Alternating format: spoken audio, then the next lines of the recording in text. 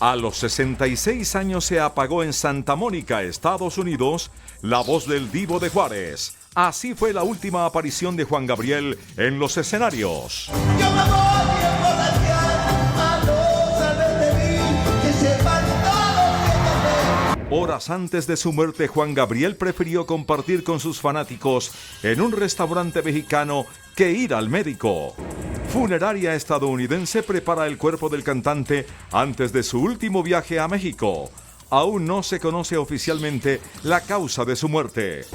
Cientos de seguidores del ídolo de América llegaron al lugar de su muerte a rendirle homenaje. En Ciudad de México, donde llegará el cuerpo el miércoles, su estatua de la Plaza Garibaldi fue centro de homenajes.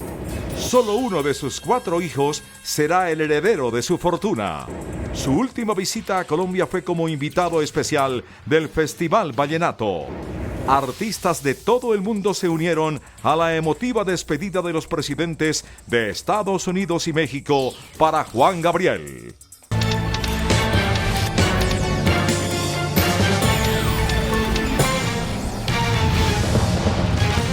Buenas noches, iniciamos las noticias en CMI Emisión Central con la partida de Juan Gabriel, que ha tocado las fibras más sensibles de su inmenso público, que no conocía fronteras, idiomas ni generaciones.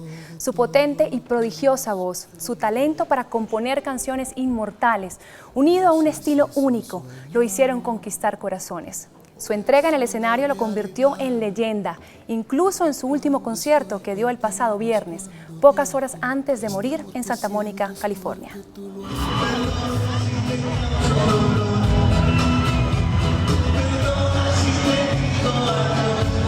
Santa Mónica, California, fue el último lugar donde el Divo de Juárez ofreció su último concierto el pasado viernes 26 de agosto.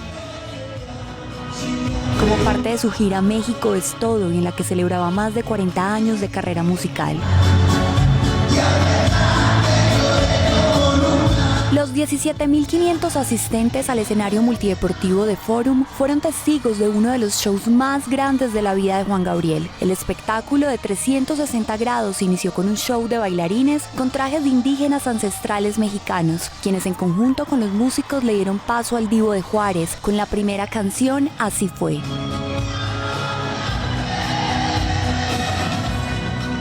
Juan Gabriel usaba un traje azul oscuro, una bufanda colorida y una camisa azul brillante. El momento más emotivo del concierto fue durante la interpretación de la canción Querida. Los asistentes encendieron sus celulares y con un espectáculo de luces, Juan Gabriel decidió cantar de pie, a pesar del fuerte dolor que tenía en su rodilla.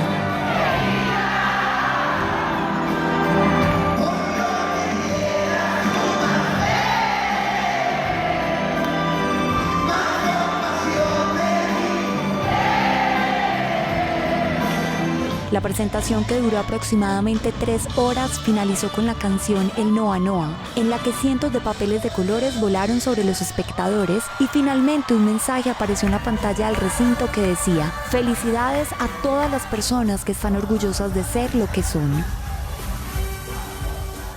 Luego de este concierto, a pesar de haber manifestado que sentía dolor en las coyunturas y que no se sentía muy bien, el Divo de Juárez decidió ir a un restaurante antes que a la clínica, una decisión que pudo cambiar el trágico desenlace. Esta fue la última vez que el cantante fue visto en público. 17.500 personas disfrutaron en Los Ángeles de la última presentación de Juan Gabriel, quien según asistentes se veía cansado y con varios momentos de receso por el esfuerzo que le costaba estar mucho tiempo de pie.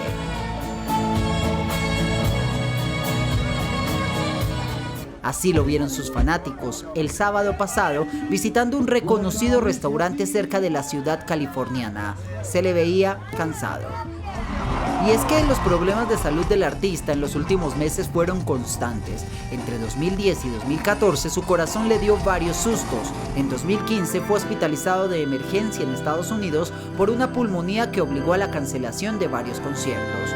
Las dolencias en sus articulaciones también eran una constante, tanto que en cada concierto necesitaba ayuda para subir al escenario y bajar de este.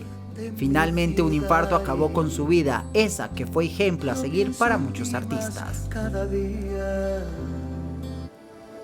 Y precisamente en Santa Mónica, California, continúa el cuerpo del cantante que será trasladado a su amado México, como él mismo había manifestado que era su deseo.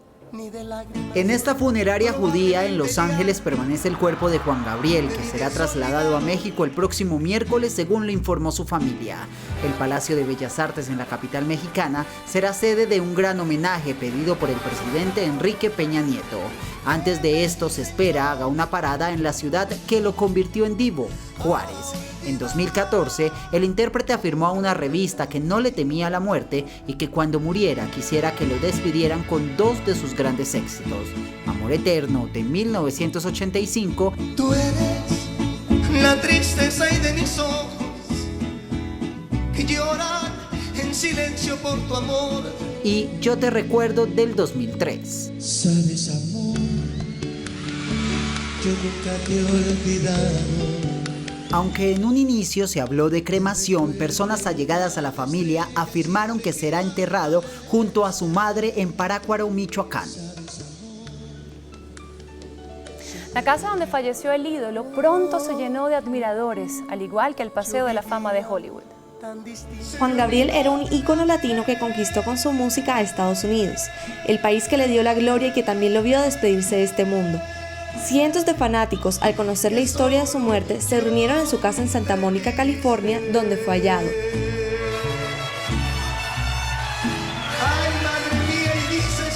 Y muy cerca de este lugar, en el Paseo de la Fama de Hollywood, donde en el 2012 se le entregó la estrella, sus fanáticos también le rindieron tributo. Ahí depositaron flores, velas y cantaron sus canciones.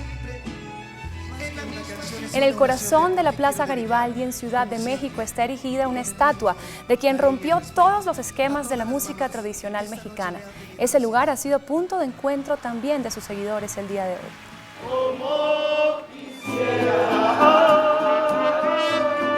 En la famosa Plaza Garibaldi de la capital mexicana, miles de personas hicieron vigilia y oraron por el eterno descanso del cantante.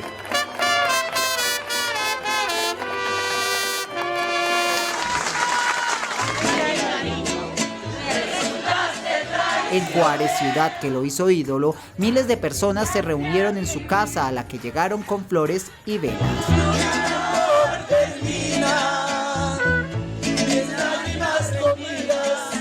Una de las principales plazas de Juárez se llamará Juan Gabriel, así lo confirmó el alcalde de la ciudad. Qué emotivos homenajes. Entre regalías y conciertos, Juan Gabriel hizo una fortuna que supera los $30 millones.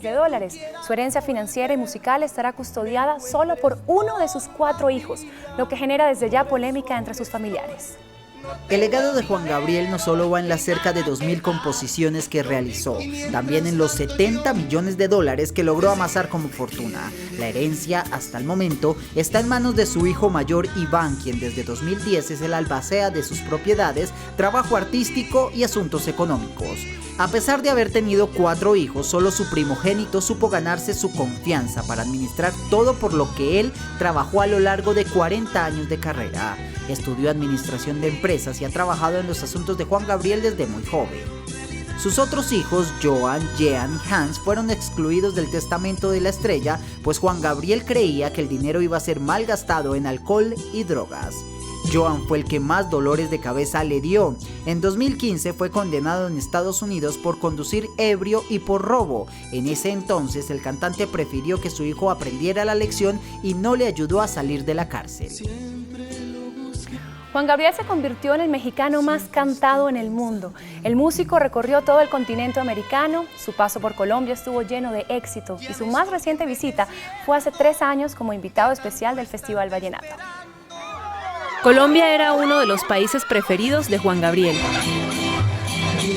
Su última aparición en el país se dio en el 2013, donde estuvo como invitado especial a la versión número 46 del Festival Vallenato. Primero quiero decirles que esto es lo que traigo, mi persona, y conmigo pues todas estas bendiciones, que siempre estén en paz, que siempre estén en salud, en bienestar. Musicalmente pues son un ejemplo. Tuve la fortuna de estar siempre en todas sus giras.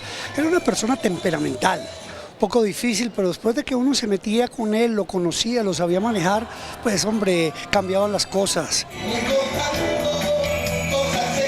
Fueron 7 veces las ocasiones en las que el cantautor visitó Colombia, país por el que sentía especial cariño. Le encantaba el ajiaco, definitivamente cuando llegaba, lo primero que pedía, él podía comer, almorzar y desayunar con ajiaco. Bogotá, Medellín, Cali, Pereira y Bucaramanga serían las ciudades en las que Juan Gabriel se despediría del país el próximo año con su gira México es todo. Desde los presidentes de México, Enrique Peña Nieto, y de Estados Unidos, Barack Obama, hasta estrellas de la música como Armando Manzanero y Fonseca, manifestaron sus condolencias y admiración a Juan Gabriel. La Casa Blanca lamentó a través de este comunicado la partida del Divo de Juárez, destacando la enorme importancia que tenía para la música. Por más de 40 años, Juan Gabriel entregó su amada música mexicana a millones, trascendiendo fronteras y generaciones. Con sus canciones románticas, apasionadas actuaciones y su estilo propio, Juan Gabriel cautivó audiencias e inspiró a incontable número de músicos. A su vez, el presidente de México, Enrique Peña Nieto, ofreció sus condolencias a la familia y amigos del Divo de Juárez. Una voz y un talento que representaban a México. Su música, un legado para el mundo. Se ha ido muy pronto. Que descanse en paz. Igualmente puso a disposición el Palacio de Bellas Artes de la Ciudad de México para el funeral del artista. El mundo artístico también lo llora. El más sentido pésame a toda la familia. Se nos fue Juan Gabriel. Es un compositor que ha sido uno de los pilares más importantes que la sociedad de compositores ha tenido. Hizo una gran misión en esta tierra. Nos dejó alegrías, la mejor música. La música nunca muere y el legado de Juan Gabriel ahí estará por siempre. Por su parte, Marc Anthony, con quien recientemente realizó un dueto, no pudo contener las lágrimas en un show, minutos después de enterarse de la muerte del mexicano.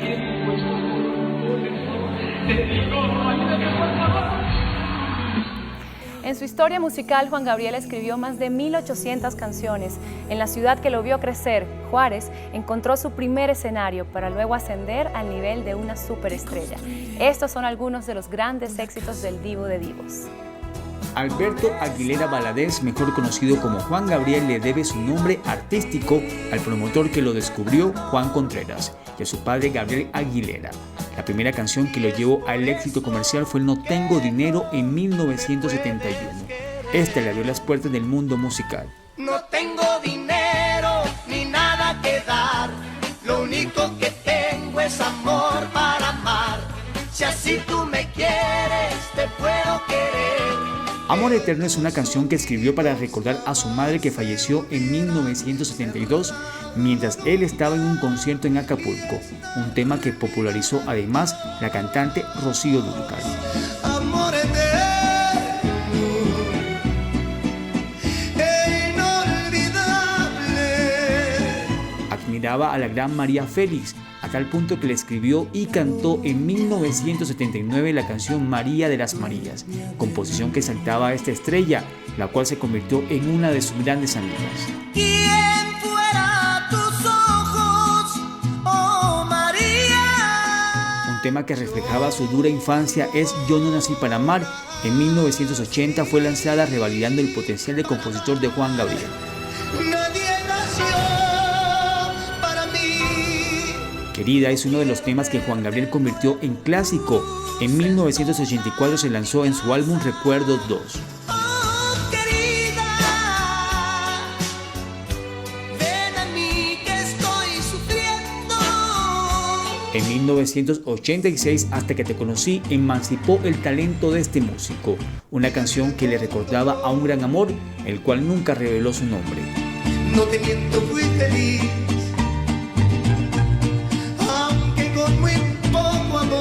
Abrázame muy fuerte en el 2000 le dio la bienvenida a Juan Gabriel al nuevo pop, una canción que refrescó el estilo del músico.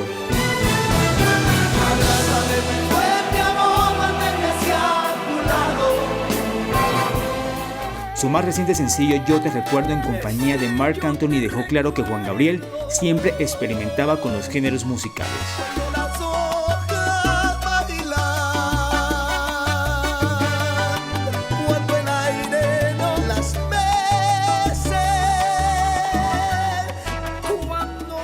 En el aeropuerto de Los Ángeles ya está dispuesto un operativo de seguridad para trasladar el cuerpo de Juan Gabriel a Ciudad de México en un avión privado. Esta fue nuestra despedida del Divo de Juárez. Hasta siempre. Andreina, gracias. Paz en la tumba de Juan Gabriel. Y a continuación, los titulares de otras noticias del día en CMI. El país conocerá mañana la pregunta del plebiscito por la paz, cuya convocatoria fue aprobada esta noche por amplia mayoría en el Congreso de la República. En medio de bombas blancas, azules y rojas, plenaria de la Cámara de Representantes aprueba solicitud del presidente Juan Manuel Santos de realizar el plebiscito por la paz el próximo 2 de octubre. Desaceleración de la economía colombiana para el segundo trimestre del año, el Producto Interno Bruto cayó del 3,1% al 2%. Funcionarios de la rama judicial denuncian que al menos el 80% de la justicia está afectada por falta de recursos en el país. La Contraloría formula cargos de responsabilidad fiscal contra 2 exfuncionarias del Ministerio de Protección Social y 15 EPS por un millonario desfalco al sistema de salud. Nairo por fin pudo vencer a Covadonga, el cerro más alto de la Vuelta a España. Colombia realiza primera práctica para enfrentar el jueves a Venezuela. Buenas noches. Nuestros secretos de hoy. 1. El tema de las chuzadas bajo Álvaro Uribe. 2. Homenaje a la comisión que negoció la paz. 3. Doña Oneida sin La Guajira. 1, 2 y 3 al cierre. El gobierno divulgará mañana la pregunta del plebiscito del 2 de octubre, con la cual consultará a los colombianos sobre los acuerdos de paz con las FARC. El ministro del Interior, Juan Fernando Cristo, hizo el anuncio tan pronto se aprobó esta noche en el Congreso la decisión del presidente Santos de convocar el plebiscito. Tan pronto el Congreso dio esta noche su aprobación a la decisión del presidente Santos de convocar el plebiscito por los acuerdos de paz para el 2 de octubre, el gobierno anunció que mañana revelará el texto de la pregunta. Mañana el país conocerá muy temprano la pregunta que se formulará.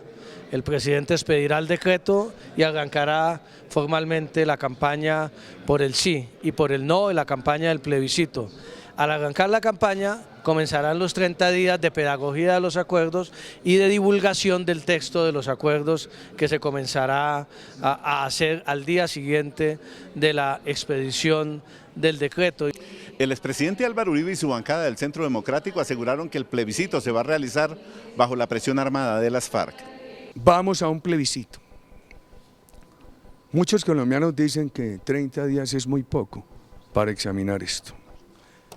Y me han llamado la atención sobre esto. La FARC no va a estar concentrada ni desarmada. Va a suceder exactamente lo contrario a lo que dice el Centro Democrático.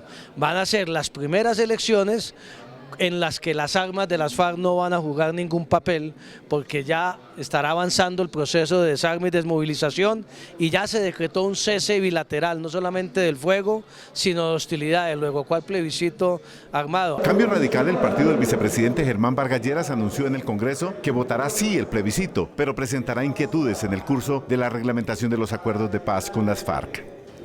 Y en la plenaria de la Cámara se vivió toda una fiesta. En medio de globos, papel picado y gritos de ¡Viva por la paz!, la corporación aprobó la decisión de convocar a un plebiscito el próximo 2 de octubre.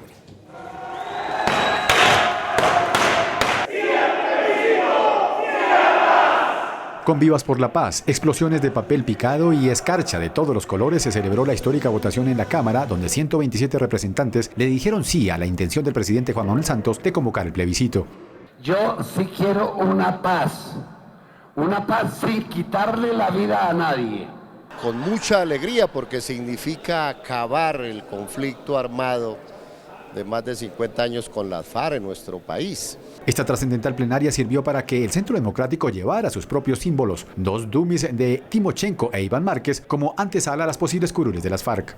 Para un plebiscito que contiene una trampa con unos acuerdos perversos.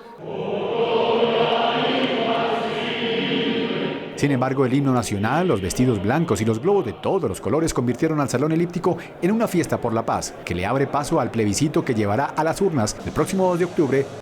El equipo negociador del gobierno en los diálogos de La Habana aseguró que es un paso verdaderamente histórico el inicio del cese al fuego bilateral y definitivo con las FARC. El equipo negociador asegura que este paso histórico parará la producción de víctimas y no habrá más sacrificios de vidas que tanto ha dejado estos 50 años de guerra con las FARC. Un hecho enorme y en particular qué estarán sintiendo las familias de los soldados, de los policías que heroicamente han brindado su vida, como dijo Sergio Jaramillo también, miembros de las FARC que han muerto y población civil. Si no muere un colombiano más por cuenta de la guerra, habrá valido la pena todo este esfuerzo que hicimos todos estos años. El presidente Santos, al inaugurar el Centro de Rehabilitación Inclusiva para miembros de la Fuerza Pública, les reiteró que nada deben temer, porque su futuro lo diseñará el gobierno y nunca estuvo en la mesa de negociaciones con las FARC. Gracias, soldados de la patria, gracias, policías de la patria, gracias, señores comandantes. Esta paz que hoy comienza con este cese al fuego es la paz de ustedes. El Centro de Rehabilitación es un moderno hospital para atender a los miembros de la Fuerza Pública con discapacidad. El general Juan Pablo Rodríguez, comandante de las Fuerzas Militares, explicó que el cese bilateral del fuego con las FARC está sustentado en 32 protocolos que permitirán a la Fuerza Pública mantener la seguridad en las zonas de influencia de la guerrilla. Las primeras 21 horas de implementación de la medida han transcurrido en tranquilidad. Las fuerzas militares suspendieron todas las operaciones contra las FARC. 32 protocolos para que todas las actividades que hacen parte del acuerdo sobre el cese al fuego y de hostilidades bilateral y definitivo entre el gobierno nacional y la FARC se cumplan de una manera estricta. La guerrilla, además de detener la violencia, deberá empezar a reagrupar sus frentes para desplazarse a partir del día de la firma de los acuerdos a las veredas acordadas con el gobierno. Y con acompañamiento de la Cruz Roja Internacional se produzca la movilización de esas comisiones, misiones y unidades tácticas hacia sus frentes. Los documentos también contemplan las sanciones para quienes incumplan el cese. Y dentro de la gravedad de lo que haya ocurrido, pues con Naciones Unidas seguirán poniendo las sanciones. La más grave es por fuera del proceso, en manos de la justicia ordinaria. El gobierno espera que las FARC entreguen a los menores reclutados antes de la firma del acuerdo final. Los guerrilleros de las FARC en pocas semanas dejarán las armas, recibieron con esperanza la orden de cese al fuego bilateral emitida por el secretariado y empezaron a prepararse para su desplazamiento a las zonas de ubicación temporal. Con amplia expectativa llegaron los guerrilleros de base a los lugares de reunión para escuchar la orden que recibieron de Timochenko desde La Habana. Lo recibimos con mucho optimismo porque es importante para nosotros y puedo decir todo el pueblo, en que se termina el conflicto, se termina la guerra, se termina el derramamiento de sangre. Sabemos que con este trabajo que ha hecho nuestra delegación, las guerrilleras podemos participar en la vida política. Estos guerrilleros permanecerán en estos lugares con sus armas, esperando la orden para movilizarse hacia las zonas de ubicación temporal. A media marcha operan los juzgados por falta de recursos. Al menos el 80% de los despachos judiciales están afectados por el plan de austeridad ordenado por la Judicatura. La falta de recursos se registra con mayor agudeza en Ibagué y en Bogotá, donde los despachos judiciales trabajan sin tinta, sin lapiceros y sin hojas. Al menos el 80%, según los funcionarios de los despachos judiciales, están afectados en todo el país. Sin recursos no hay justicia. Sin recursos no hay justicia. La crisis, según los funcionarios, se ha agudizado desde junio de este año. La Judicatura argumenta que no tiene presupuesto. Hemos tenido que hacer impresiones en letra disminuida, hacer impresiones a 2 hojas, incluso por ambos lados. No podemos hacer los traslados de las demandas de tutela completa. Nos toca también, tenemos muchos problemas con los incidentes de desacato para poder correr los traslados. Los funcionarios han tenido que sacar de su propio bolsillo dinero para comprar insumos para los despachos judiciales. Tóners, papel, esferos y demás elementos para el trabajo del uso diario de los despachos. La Contraloría elevó cargos a 15 EPS y 2 exfuncionarios del Ministerio de Protección por un millonario desfalco al sector salud. La Contraloría General formuló los cargos de responsabilidad fiscal por un desfalco a la salud de por lo menos 50.914 millones de pesos. Según el organismo de control, las 2 exfuncionarias y las 15 EPS habrían hecho recobros para el pago de medicamentos que no estaban en el plan obligatorio de salud. Este grupo se extralimitó al auditar y levantar las glosas impuestas por el nuevo encargo fiduciario Fidufosiga 2005. Advierte además que una de las exfuncionarias del entonces Ministerio de la Protección Social aparentemente pidió dinero para favorecer con el recobro a las EPS. Recibía comisiones de un grupo de contratistas y excontratistas.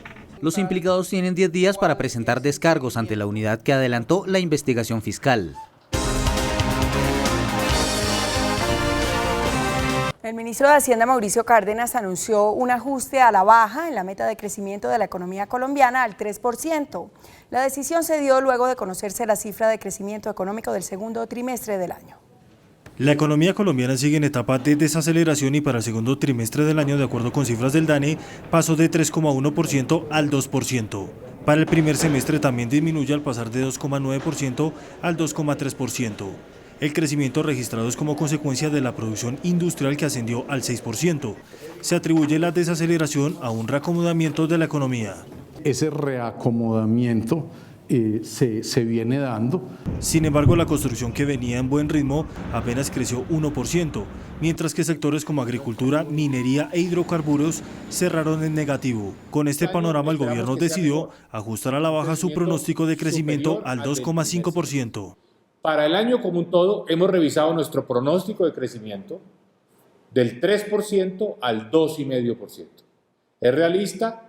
Para los gremios y la academia, aspectos como el fenómeno del Niño y parte del paro camionero afectaron la dinámica. Eso impidió en muchos casos un buen desempeño del último mes. Hay sectores que siguen muy deteriorados en materia de crecimiento, como el agro o la minería. Pese a la caída, Colombia se mantiene entre las mejores de América Latina.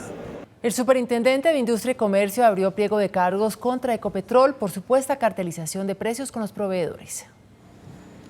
Por la presunta cartelización de precios, la Superintendencia de Industria y Comercio formuló pliego de cargos en contra de Ecopetrol por presuntas prácticas anticompetitivas. La empresa habría fijado costos con al menos 15 proveedores para el material denominado petreos. Que habría promovido la cartelización empresarial para la fijación del precio de este material y para la asignación de cuotas de suministro. Las sanciones podrían superar los 68.000 millones de pesos.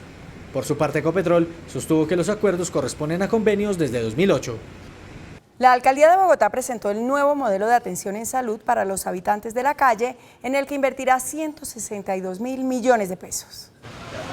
Según estudios del distrito, el 92% de los habitantes de calle en Bogotá son adictos a las drogas. El nuevo modelo de atención en salud se especializará en el tratamiento de esa problemática. Tenemos consultorios fijos, 10 consultorios, tenemos un equipo de psiquiatras y un equipo de psicólogos. La intervención del distrito fue centro de un debate en el Congreso, donde la alcaldía anunció una millonaria inversión para esta población. Nosotros estamos invirtiendo más del doble, 162.000 millones de pesos para atención a los habitantes de calle.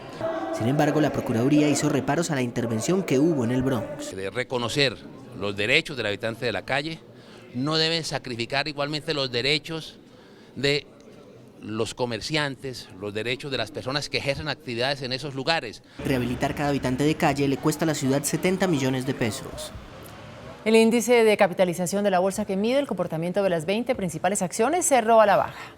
El índice de capitalización de la Bolsa de Valores de Colombia bajó 0,10% a 1.371 puntos. La acción de Preferencial Avianca fue la que más subió, con una valorización de 2,85% a 2.530 pesos. La acción de Almacenes Éxito fue la que más cayó, con una pérdida de 1,13% a 14.000 pesos. La acción más transada de la jornada fue la de Preferencial Bancolombia, al movilizar más de 41.000 millones de pesos.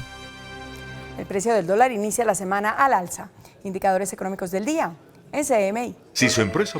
La tasa representativa del mercado que regirá para mañana martes será de 2.924 pesos con 29 centavos. Los profesionales del cambio compran la divisa en 2.780 pesos y la venden en 2.810 pesos. Un euro cuesta 3.232 pesos con 20 centavos. La libra de café en Nueva York se cotizó a $1 con 45 centavos. El azúcar se transó en 20,63 centavos de dólar la libra. El barril de petróleo WTI se cotizó en $46 con 96 centavos. Una acción de Ecopetrol cuesta 1.320 pesos.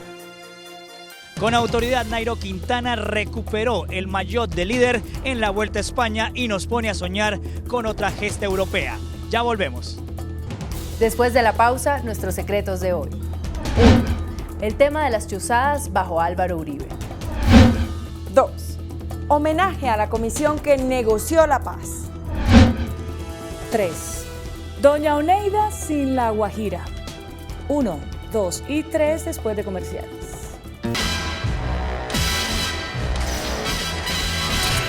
Nuestros secretos de hoy. 1. Las famosas chuzadas que supuestamente el DAS realizó durante el gobierno de Álvaro Uribe alcanzaron hoy un nuevo matiz. La Corte Interamericana de Derechos Humanos recibió hoy la demanda presentada por los testigos estrella que tuvo la Fiscalía de Vivian Morales y Eduardo Montealegre para acusar al exsecretario general de la Presidencia, Bernardo Moreno, y a la exdirectora del DAS, María del Pilar Hurtado. En esa demanda se solicitan medidas cautelares para los mismos demandantes, Marta Leal, Jorge Lagos y Fernando Tavares. En dicha demanda se denuncia que ellos fueron presionados por la Fiscalía para que se inculparan y así poder acusar a Moreno y a Hurtado. A cambio, recibirían beneficios de la Fiscalía. En un archivo de más de 3.000 folios, los exfuncionarios del DAS presentaron las pruebas, según ellos, sobre cómo la Fiscalía los presionó y los presiona sobre el caso. Leal, Lagos y Tavares fueron los testigos para que la Corte Suprema condenara a Moreno a 8 años de cárcel y a María del Pilar a 14 años.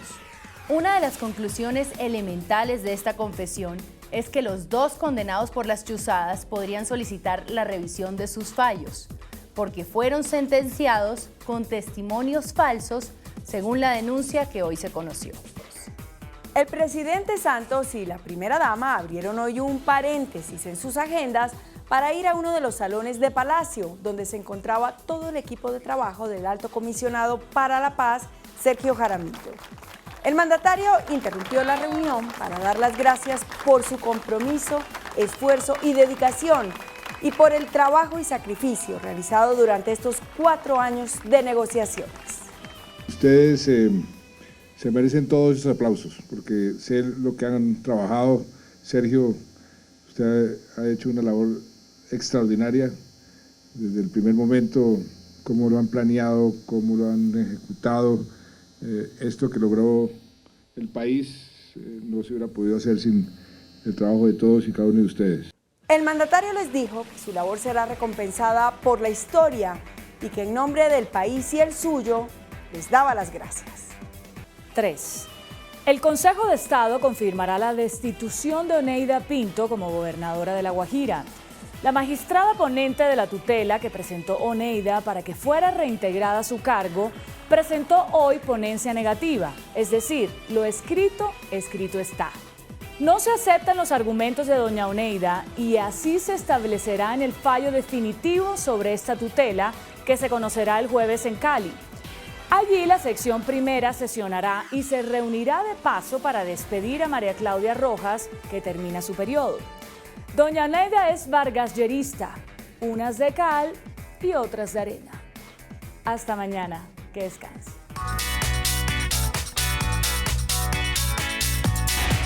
Después de la entrevista en Pregunta Yamid con el general Juan Pablo Rodríguez, comandante general de las Fuerzas Militares, ¿cree usted que las medidas de protección de las Fuerzas Militares son suficientes para garantizar la seguridad de las zonas veredales? Sí, 83%. No, 17%. Hasta aquí las noticias. Gracias y buenas noches. Nos vemos mañana, como siempre, en CMI, La Noticia.